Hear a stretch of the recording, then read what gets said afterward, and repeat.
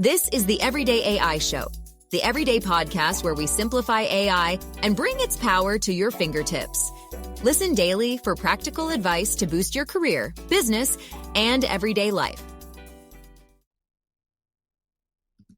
Meta is making all the AI headlines in both good and bad ways. Speaking of bad, OpenAI had kind of a bad week, both in its staffing fight with Meta and in the courtroom, and the quality of large language models could go down in the future after a huge move from CloudFlare. That's kind of dorky, but I don't think anyone's actually talking about. Speaking of talking about it, that's what we're going to be doing today on Everyday AI, bringing you the AI news that matters. What's going on, y'all? My name's Jordan Wilson, and welcome to Everyday AI. This is your daily live stream podcast and free daily newsletter helping everyday business leaders like you and me not just learn from what's happening in AI, but how we can leverage all of this new information to grow our companies and our careers. So you can spend a ton of hours every day trying to keep up, or you can spend your Mondays with Everyday AI, where we cut through the fluff and everything that's happening, the whirlwind of updates in the AI world, and we just cut it to you straight and bring you the AI news that matters. So before we get started, thank you, number one, for joining us. But number two, if you haven't already, please go to youreverydayai.com. There you can sign up for our free daily newsletter. But also, while you're there, you might as well just go take advantage of the cheat code that is our website, because there's more than 550 episodes that you can go watch, listen, and read about for free from the world's premier AI experts, all sorted by category. So make sure you go do that. All right, let's get straight into it, y'all. Here is the AI news that matters for the week of July 7th. So first, OpenAI CEO Sam Altman has responded again to Meta's AI talent raid from OpenAI and others. So according to reports, OpenAI CEO Sam Altman has responded to Meta's recent aggressive recruitment of AI talent, including from OpenAI, following a series of high-profile departures from the company to Meta's new Superintelligence team, which we're going to tell you about here in a couple of minutes. So according to reports, Altman addressed OpenAI researchers in a Slack message internally, emphasizing the company's commitment to building artificial general intelligence and hinting at a compensation review for the entire research team. So Meta CEO Mark Zuckerberg announced the creation of their new superintelligence team, with a lot of OpenAI researchers helping to launch this new team. So OpenAI's chief research officer, Mark Chen, compared Meta's hiring efforts to someone breaking into their home and stealing something, which we covered last week, highlighting the emotional impact of the departures. Altman, though, kind of on OpenAI's week off, week to recharge during the U.S. holiday of July 4th, he downplayed the impact of Meta's hires, claiming that most of OpenAI's top talent stayed and suggesting Meta had to go quite far down their list to fill positions. Although, obviously, a lot of people online are suggesting otherwise. He criticized Meta's approach as potentially leading to deep cultural problems, and reiterating that OpenAI's mission-driven culture sets it apart from competitors who may be more focused on short-term gains. Altman stated that OpenAI is evaluating compensation to ensure fairness, not just for those targeted by Meta, and argued that OpenAI's stock offers more long-term upside than Meta's stock. So, employees who previously worked at Meta shared their support for OpenAI's culture, describing Meta as frequently shifting priorities and praising OpenAI's quote-unquote quirky and weird environment as a driver of innovation. Also in the Slack messages, reportedly, Altman said missionaries will beat mercenaries. And while Meta is doing well, in my opinion, led to very deep cultural problems. So this is one of those stories. It's not going to die down. We've covered it in its iterations throughout the last couple of weeks, but y'all, OpenAI, I've said this, until about December of last year, had such an insurmountable, or a seemingly insurmountable lead in the large language model race, until Google just woke up and chose straight up violence from December onward. And Meta throughout this has kind of lagged behind a little bit. And I think after Meta's Llama 4, their latest large language model, kind of came out to lackluster reviews. It didn't benchmark as well as they had hoped. Again, Meta being, though, the leader or a leader in open source or open source ask, right? If we go line by line, it's not truly open source, but it is open source for most intent and purposes. Meta's just been very far behind. But we've seen recently Meta has been investing billions of dollars and apparently offering OpenAI researchers and other $100 million salaries when you look at stock options. So this is one of those things. I think it's going to continue to grab headlines in the coming months. Just this, I mean, it's unprecedented. Now you have researchers who are commanding more in salary than the world's top athletes, right? So, sometimes you see these headlines and you're like, oh, this, I don't know, NBA player who's not even that good just signed an $80 million contract, right? The contracts that these OpenAI researchers are signing now, reportedly up to more than $100 million annually, are dwarfing the size of those kind of sometimes gaudy, professional sports contracts. All right. Speaking of Meta, something Meta was in the news for that was not necessarily good, but they've been, according to reports, developing and testing AI chatbots that send unsolicited, although friendly, follow-up messages to users on Facebook, WhatsApp, and Instagram, according to a report from Business Insider. So the initiative is called Project Omni, and it aims to boost user engagement and retention for brands, having chatbots reach out to users without being prompted. So these chatbots are built using Meta's AI Studio platform, which launched in 2024 and enables users to create custom AI bots without technical expertise. So originally, these bots were supposed to be more for when users wanted to talk to a brand, but now it looks like Meta may be offering businesses the capability to send messages, right? So not just respond to queries. So I'm sure many of you listening, you probably have maybe a chatbot on your website or something like that responds to users' messages. So think of it on the flip side, right? So now you may have on Meta's platforms, according to this report from Business Insider, codenamed Project Omni, the ability for your AI persona, maybe that your company created in Meta's AI Studio platform, to proactively send messages to users. So Meta's motivation appears to be both engagement and profit, with company projections aiming for $2 billion to $3 billion in AI product revenue by 2025, up from up to $1.4 trillion by 2035. Yeah, talk about a huge leap in what they're expecting from AI product revenue. And one of the advantages that Meta has over almost everyone else is, it kind of owns those large social and messaging platforms in Facebook, Instagram, and WhatsApp. So we'll see how this is received, because other companies have tried this, such as Character AI and Replica, and they've tested kind of these similar proactive AI chats, and they've been kind of controversial, including legal action in one more high-profile case against Character AI. So I don't know. My take on this, I get where Meta's coming from, right?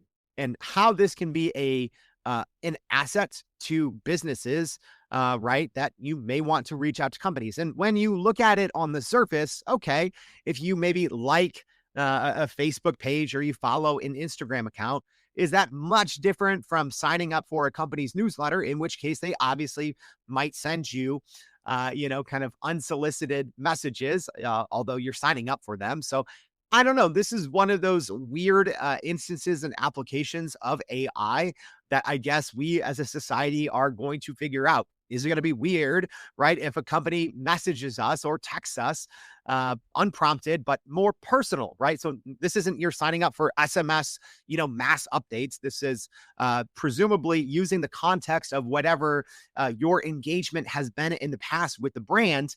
and offering it up to you in a way like an AI chatbot. So I'm even not sure how to personally feel about this, but this does look like one of those areas of potential revenue that Meta is going to explore, right? We're talking about wherever you can see crossover between traditional business practices and using generative AI and large language models, we're going to see it. All right, we covered this one last week in our Hot Take Tuesday, right when it happened. Seems like kind of old news by now, but this happened during the past week.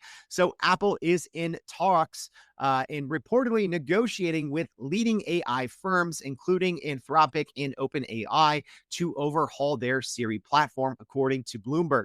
So Apple is in advanced discussions with OpenAI and Anthropic to potentially use their large language models as the foundation for a new, more capable, smarter AI-powered Siri. So Apple has requested custom versions of these large language models to run Apple's own private cloud compute infrastructure, aiming to maintain tighter privacy controls compared to using outside cloud providers. Talks remain ongoing with no final agreement reached yet. And according to reports, Anthropic was looking for a multi-billion-dollar annual fee to use their service, which was reportedly going to escalate in a huge way and spike up year over year. We don't have yet any reports on what OpenAI was potentially looking for from a revenue standpoint. And Apple's internal large language models have reportedly lagged behind just about everyone else's, even though they've reportedly been spending millions of dollars on LLM developments since 2023, millions of dollars a day trying to develop their own internal AI and large language models. But apparently it hasn't worked very well because, as we've seen, Apple has lagged behind ridiculous, like it's not even close, right? You can't even put Apple in the same conversation as OpenAI, Microsoft, Google, Anthropic, and Meta, right? They're not. Their AI capabilities are probably about the same as you and I's. Right, in terms of what we could do, because they have nothing. They have some edge models that are okay, definitely not industry leading, that they're rolling out access to developers as well. But like I talked about in our last Hot Take Tuesday episode. So I'll save most of my takes and just have you go listen to episode, what was that?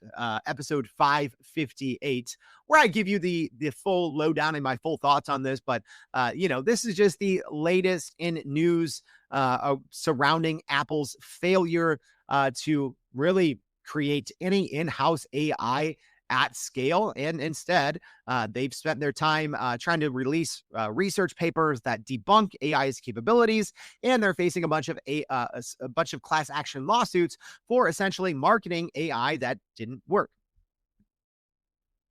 All right, moving on. Here's one of those. You might not feel this impacts you, and you're like, oh, this is kind of a niche story. Jordan, why are we talking about CloudFlare blocking AI crawlers, but it's actually a really big friggin' deal? So CloudFlare, which powers about 20% of the internet, will now block AI bots and crawlers from accessing content by default. That is huge. A move that could remove 1/5 of open web content from AI training data sets.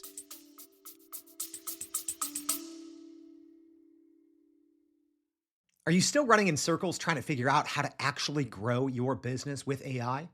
Maybe your company has been tinkering with large language models for a year or more, but can't really get traction to find ROI on Gen AI. Hey, this is Jordan Wilson, host of this very podcast. Companies like Adobe, Microsoft, and NVIDIA have partnered with us because they trust our expertise in educating the masses around generative AI to get ahead. And some of the most innovative companies in the country hire us to help with their AI strategy and to train hundreds of their employees on how to use Gen AI. So whether you're looking for ChatGPT training for thousands or just need help building your front-end AI strategy, you can partner with us too, just like some of the biggest companies in the world do. Go to youreverydayai.com/partner to get in contact with our team, or you can just click on the partner section of our website. We'll help you stop running in those AI circles and help get your team ahead and build a straight path to ROI on Gen AI. So this change means Any new website signing up with Cloudflare will automatically prevent AI crawlers from scraping their content unless site owners specifically allow it.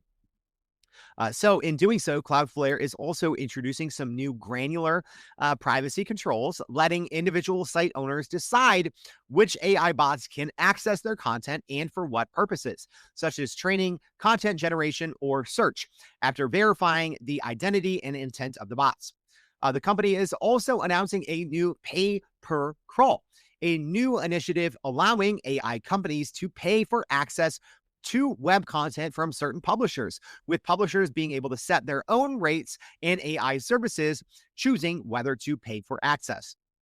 This model could create a new revenue stream for publishers that have honestly been struggling since large language models have kind of replaced a huge chunk of their revenue while providing AI companies a more transparent and efficient way to access high quality, up to date content. So, major publishers and industry groups, including Adweek, BuzzFeed, Fortune, Stack Overflow, The Atlantic, Time, and Quora, have signed on to support the initiative.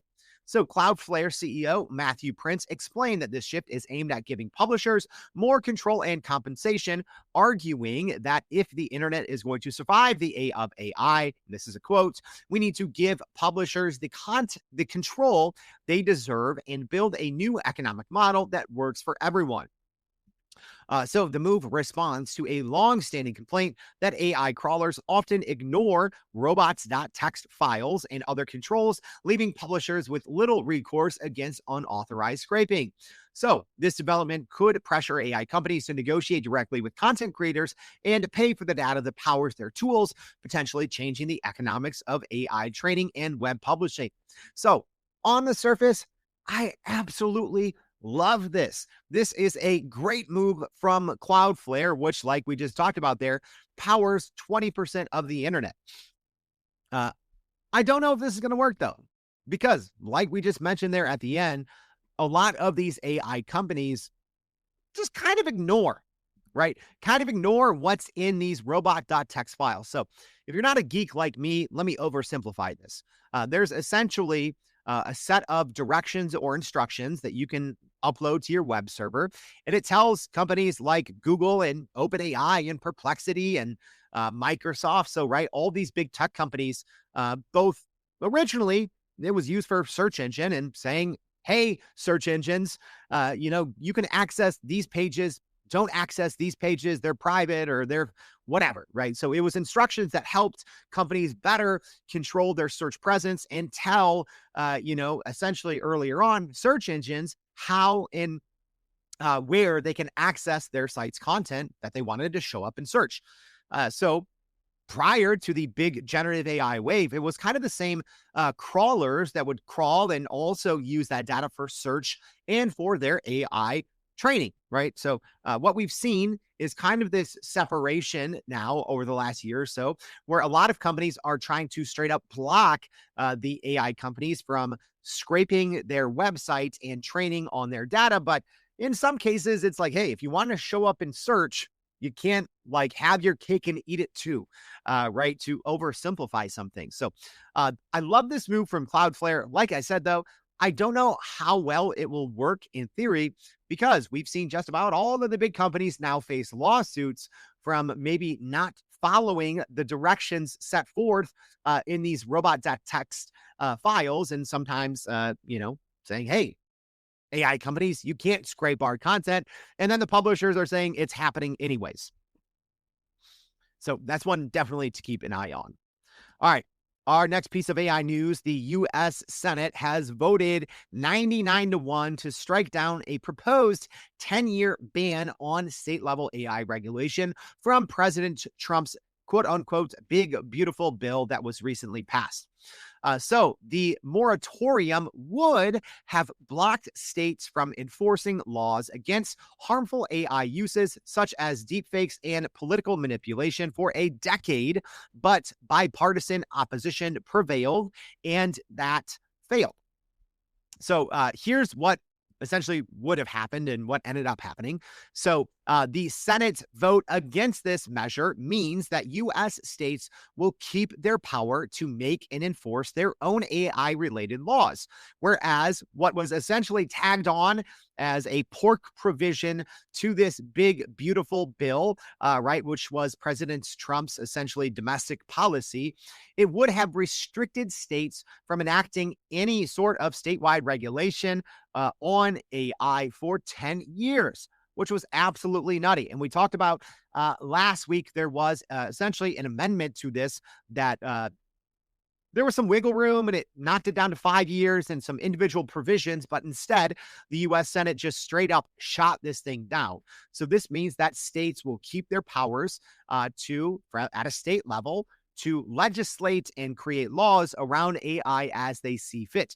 If the original moratorium had passed, states would have not been able to address problems like deepfake, pornography, AI-driven scams, or election interference at the local level for 10 years, and it only would have been federal oversight. So obviously, the AI companies were wanting something like this to pass because this means it would be easier for them to operate, right? They wouldn't necessarily have to adhere to different rules and regulations across the US, right? It's already difficult enough, I think, for AI companies to roll out consistent products and services worldwide. Specifically, right, the EU has some very tight privacy laws and things that you just can't do. So it's kind of affected the global rollout of different AI tools, which it actually creates this competitive advantage, right, for those countries that don't legislate AI. And at a federal level, the US, which is obviously where I'm from, it's been the Wild West. There's really no laws, at least actual federal legislation regarding AI, where a lot of other countries do have this. So this was really, I think, number one, it would have probably led to a lot more economic progress for the U.S. because they could have just said, hey, we're the Wild West. We can do whatever we want to. But now we're going to see what's going to happen at the state level in terms of legislating AI. And like I said last week, really just keep your eye on California. Yeah, other states matter, New York, Texas, Illinois, right? Not just, certain states with large, metropolitans, but also looking at states, even something like Tennessee, right, where XAI has their data center, right? Because you could look at different levels of taxation, different rules around job creation, about job displacement regarding AI. So it will be interesting to see how this unravels. But y'all, I said this, a lot of people online and news organizations, when this first came out, they don't know how politics work, right? I was a former journalist. I covered politics at the state level and a little bit at the national level as well. And I'm like, there is zero chance that this actually becomes a law. Yet everyone, just because it was an amendment, just because it was essentially a pork provision, right, in this domestic policy, everyone thought it was a done deal. And I'm like, no, that's not how this works, right? So that's why, y'all, don't just believe. Even there were some pretty big accounts online, some some pretty big media outlets that just kind of ran with this as if it was a done deal like a month ago when this was introduced. Of course it's not, right? These first versions of these all-encompassing kind of domestic policy and budgetary bills, they essentially have hundreds of unrelated what we call pork provisions, right? And a lot of them get stripped out. And all it is, it's leeway and leverage to get certain people, that the minority and majority whips can, get people to vote for it or vote against it, right? According to these provisions that end up getting included or excluded from the final bill. So, a lot of people were losing their noodle and being like, oh my gosh, states aren't going to be able to control what's happening. And I'm like, y'all, that's dumb. It's not going to pass. And obviously it didn't. All right.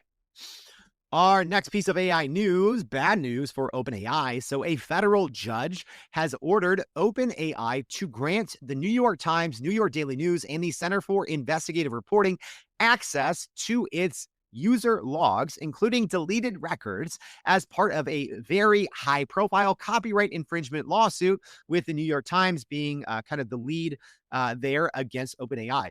So this sweeping order allows the plaintiffs to examine whether OpenAI's language models were trained on copyrighted news content and if ChatGPT is capable of reproducing or plagiarizing that material. So the New York Times argues that users may delete their ChatGPT histories after bypassing paywalls, making full access to logs essential for uncovering potential copyright violations, right? So the New York Times is saying, hey, people were using ChatGPT to read all of our articles that were behind a paywall. So we're losing money and people are using ChatGPT to access all this. OpenAI says, yo, that's not how it works. Their OpenAI essentially says so many of these things that the New York Times has reported on over the years, and the New York Times alleged it was millions of pieces of content. They're like, OpenAI's like, yeah, this has just become public records in so many cases, right? Just because if you report on something, doesn't mean it's exclusive to the New York Times, right? Other companies have reported on it. Other people report on what the New York Times has reported on. As a former journalist, that happens all the time. So OpenAI is saying, yeah, we never will reproduce anything verbatim, right? That is exclusive to the New York Times behind a paywall. The New York Times is obviously saying, absolutely, yes, you do. And for now, a federal judge is granting what I think is kind of a shocking allowance for these companies to move forward looking at private and deleted chats from OpenAI. So OpenAI has objected to the ruling, saying it undermines its long-standing privacy norms and has vowed to continue fighting the order as both sides negotiate how the data search will proceed. So the order covers logs from free ChatGPT and API users, but specifically exempts enterprise and educational accounts. So the plaintiffs also hope to use the logs to show that ChatGPT's ability to summarize articles reduces direct traffic to news sites, leading to lost ad revenue and market dilution for publishers. OpenAI has stated it will, quote unquote, keep fighting the order and is actively appealing the judge's decision. So this stems from the original lawsuit. This thing's been going on for a long time, going back to December of 2023. That's more than 18 months now that this has been going through the courts, but a pretty big development here. But again, this isn't the end, right?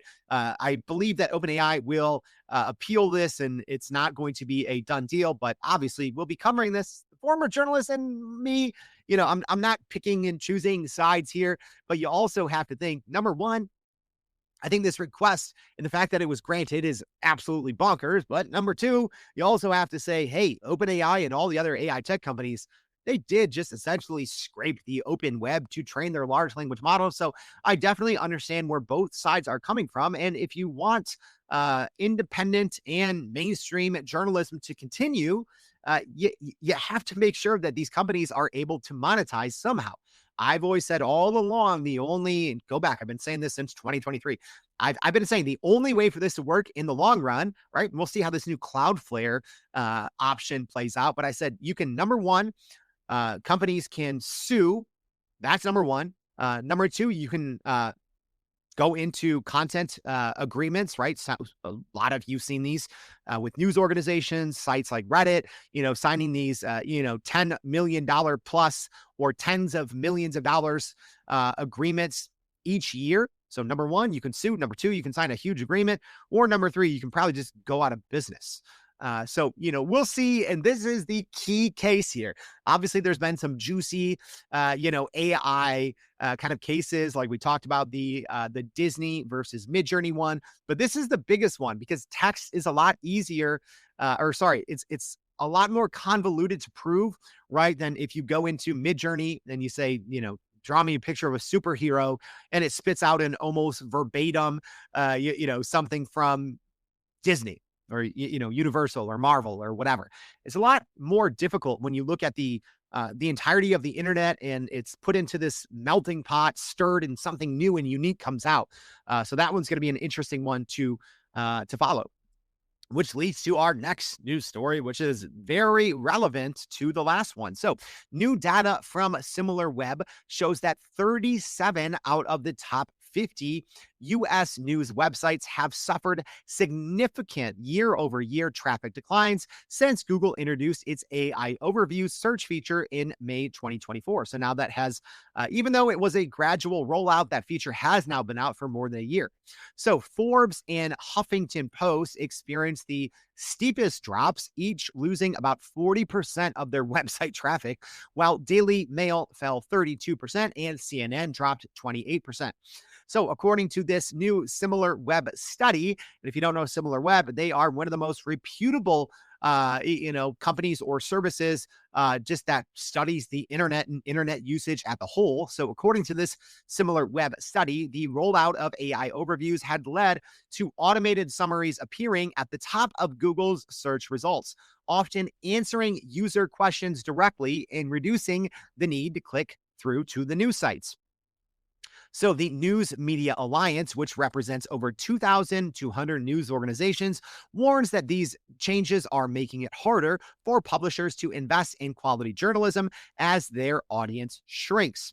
So the average click-through rate for the top organic search results on queries triggered AI overviews dropped from 7.3% in March 2024 to just 2.6% a year later, according to multiple studies. So yeah, that's not good. So all of these publishers that really thrive on clicks, right? Because then when you click on, I don't know, let me pull, what were the examples here? Forbes, right? So when you go to a Forbes web article, they make money because there's ads on their pages, or you may sign up for their email list or one of their services. So obviously the fewer people that end up on the Forbes.com website, Forbes loses a ton of money. So then that impacts their ability to create new and unique information to put out on its website. So it is weird, just the very nature of this relationship of large language models scraping the entirety of the internet.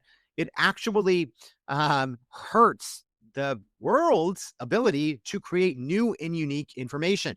And again, this is another one of those things I've been talking about since 2023, since I started Everyday AI, that we are going to see this cyclical slop, right? Because so much of new information that has been posted since like 2021 has just been GPT spun or syntax created from old information. So the percentage of new, high quality, unique information, stats, and studies that is being put out there is at a much lower rate. So we have to, not like worry about the future of large language models and their utility in everyday business context, but you have to look at that. Right. And what happens if something like this CloudFlare plan comes to fruition and, these AI companies maybe just aren't going to pay up. Right. So hopefully, there can be this harmonious, joint effort where, the big AI companies are somehow paying or, something on the back end, all of these online publishers that are now just losing clicks and losing traffic. And that's, like I said, it's really restricting their ability to create new, accurate information. All right, our two last stories. So according to reports, OpenAI is going into consulting, or at least doubling down on their consulting efforts. So according to the information, OpenAI is intensifying its enterprise consulting efforts, now charging at least $10 million per client. So the company's engineers, known internally as forward deployed engineers, work directly with third-party organizations to tailor models like GPT-4o to specific business data and develop custom AI applications, including chatbots. So this move places OpenAI in direct competition with established consulting firms like Accenture, Deloitte, as well as companies like Palantir. So services extend beyond model customization to include data labeling, where experts review and correct AI-generated responses, ensuring higher accuracy for enterprise solutions. So OpenAI is reportedly considering outsourcing some of this data labeling to work to specialists like Snorkel AI and Surge AI after companies like OpenAI and Google broke ties with Scale AI, which was Aqua hired by, Meta. So, high profile clients already include the US Department of Defense and Southeast Asian tech company Grab. So, these are companies that are reportedly already using this OpenAI consulting services, signaling significant trust and adoption among major organizations. So, this shift could make AI implementation more accessible to large enterprises, but also raises the bar for entry due to the high service costs. And I don't know, you could pay $10 million or you could reach out to us. We'd do it for way less than that. All right. All right. Our last piece of AI news. We talked about this at the top of the show, but let's get into all of the nitty gritty details because Meta essentially just released their dream team for the newly created and announced. Here's the official name of Meta's new AI organization. It is MSL, the Meta Superintelligence Labs. So, Meta has announced MSL, their new organizational structure, uniting its foundation, product, and fair teams with a dedicated lab for next generation AI models, according to a memo obtained by The Wire. So the move marks a major escalation in the AI talent wars. Like we said, Meta essentially acquired a 49% stake in Scale AI, which all the other big tech companies used before, and also hired its CEO, Alexander Wang, as the chief AI officer to lead MSL. Nate Friedman, the former GitHub CEO, will co-lead the new lab alongside Wang. So yeah, Nate Friedman and Alexander Wang, two of the biggest name in AIs. Now kind of the 1-2 punch there. Also, Daniel Gross, the former CEO and co-founder of Safe Superintelligence Inc., is also joining Meta's new AI Superintelligence Lab. So my gosh, we haven't even got into all the the researchers, just the three of those, Daniel Gross, Nat Friedman, and Alexander Wang. I mean, that's like the who's who in the AI world. So these new hires also include top researchers and engineers previously at OpenAI, Google DeepMind, Anthropic, and other leading AI firms, underscoring Meta's aggressive recruitment strategy. All right, let me name off some of the notable additions. And I'm sorry, I'm probably going to get some of these pronunciations wrong, but this thing's unscripted, unedited. So here we go. Some of the notable additions that Meta has added included Trapit Bansal, a pioneering in reinforcement learning and a leader in the O series model development at OpenAI. Suchao Bai, the co-creator of GPT-4o voice mode. Huin Chang, the inventor of Mask IT at Google Research. Jack Ray, the pre-training tech lead at Gemini for Google DeepMind, and several others with direct experience building state-of-the-art AI models. Yeah, so what Meta did here is they essentially, and like we've been talking about for the last couple of weeks, they've been quietly poaching some of the top talent from around the globe, specifically going to companies like Apple, OpenAI, Google DeepMind, and Anthropic, and others, and taking some of the top researchers. So Meta has essentially kind of been lagging behind. And like we talked about, they are taking more of an open approach to AI, which puts them kind of at a technical disadvantage, but in the long run, it may put them at an advantage, right? Because they could commoditize their competitors' proprietary paid models if this gamble really pays off. And what's interesting here is Meta, unlike companies like OpenAI and Anthropic, they've been making billions of dollars for more than a decade from their Facebook and Instagram and WhatsApp and just their advertising revenue as well. So Meta has straight up cash to play with when it comes to hiring some of the top researchers where, some of these other more startup companies, yeah, they have money to play with and they have stock options. But y'all, I mean, Meta is just Scrooge McDucking this thing. Like, Zuck is literally sitting on a pile of cash and he's not playing around anymore. Right. It is kind of interesting to see this dynamic play out in real time. And we've been covering it obviously week by week here. But if you weren't taking Meta's approach to large language models seriously, maybe a couple of months ago, which I think, if I'm being honest, not a lot of companies were, right? I think a lot of companies were looking at Meta almost as like an option B, right? Yes, they're still investing in it. And it's like, hey, what happens if, OpenAI 20x's their prices? Or what happens if, Google's Gemini, we can no longer use it for whatever reason. So I think a lot of companies were looking at models like Meta's Llama almost as a backup or plan B in case their proprietary model of choice for whatever reason was no longer applicable for their business use cases. But now I think Meta is trying to change that dialogue. They've got money to throw. They've got the compute, right? They've got just about more GPUs than just about anyone in the world. And now CEO Mark Zuckerberg is saying, we're not playing around. We're throwing hundreds of millions and actually billions of dollars at forming the AI Dream Team and now the newly minted Meta Superintelligence Labs. All right. Now let's get to our kind of rumors and rants, what's new and what's next. So just bullet points of some new updates that maybe didn't make the big AI news cut. So Perplexity is rolling out a local search version with maps on its iOS app. So kind of trying to compete with local Google search. Anthropic has been testing a new model on different platforms, potentially an updated version of Claude 4. Google rolled out VO3 access to more Gemini Pro users worldwide, including the EU. The EU had kind of been waiting for that rollout. Perplexity also launched a new $200 a month max plan with increased limits and early access to their comment browser, which looks pretty impressive. We've seen some new hints of Grok 4, but still no official launch. I would be expecting a launch. I don't know. You can say any day now, but Grok 3.5 got delayed to eternity.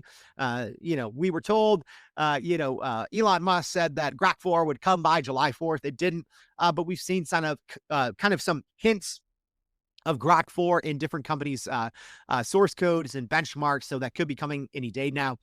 Notebook LM is testing a new flashcard mode and video overviews as well, and Google Gems are starting to roll out across workplace apps, which is pretty cool. You still have to build the gems inside Google Gemini, but then you can use the gems in things like Gmail, Google Docs, and Google Sheets. All right. That is a wrap, y'all. Let me very quickly recap the AI news that matters. So OpenAI CEO Sam Altman has responded again to Meta's AI talent raid. Then we talked about Meta testing proactive AI chatbots that message users unprompted. Apple is in talks to partner with Anthropic or OpenAI to essentially take over Siri since they couldn't get it right with the newer, smarter AI-powered Siri.